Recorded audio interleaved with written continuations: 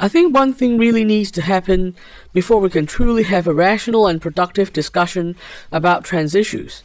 The culture wars surrounding the trans conversation must be brought to an end. There's been an endless argument about who is responsible for the culture wars, but I think the mutual finger-pointing needs to end.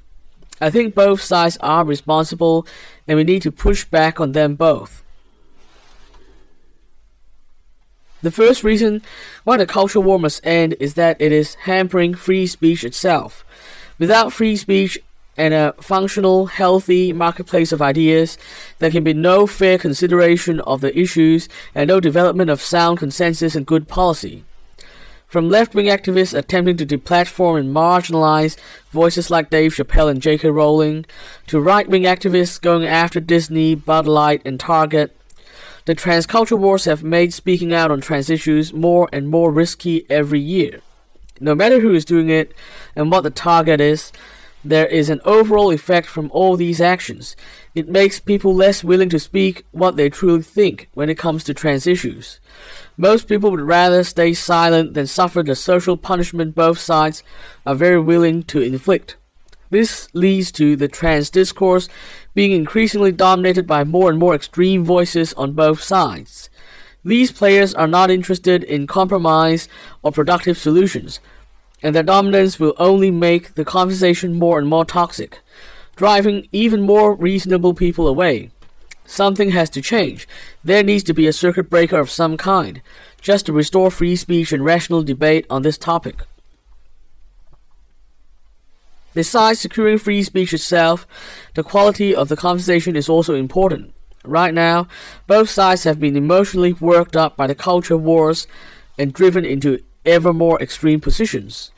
The heavy anti-trans bias from right-wing media outlets and the overly defensive, everything is transphobic attitude of certain trans activists represent the two unhelpful extremes of this emotional spiral.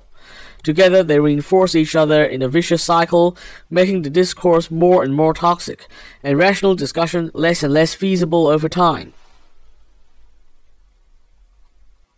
In conclusion, to get over this madness and to come up with truly productive solutions, we must actively try to put an end to the culture war around trans issues.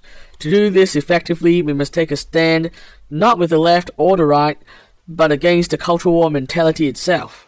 We should also not allow either side to avoid responsibility. To the left-wing activists, we need to insist that it is not okay to label everything transphobic, shut down inconvenient viewpoints, or deplatform people more generally. We need to insist that it is okay to disagree, and to have reasonable concerns about proposals for change. Also, philosophical disagreement is a normal part of life, and trans issues are no exception here. To those on the right, we need to insist that the current deliberate bias in reporting on trans issues and the moral panic it has generated must come to an end. Objectivity and fairness should be the first requirement in journalism, and individuals and media outlets that fail in this regard should be strongly criticized. Finally, it should be okay to debate how trans people are to be accommodated. What is not okay is the wholesale dehumanization of trans people. This means that whatever differences we have on specific issues, we should all be able to agree that ideas like eradicating transgenderism from public life are totally beyond the pale.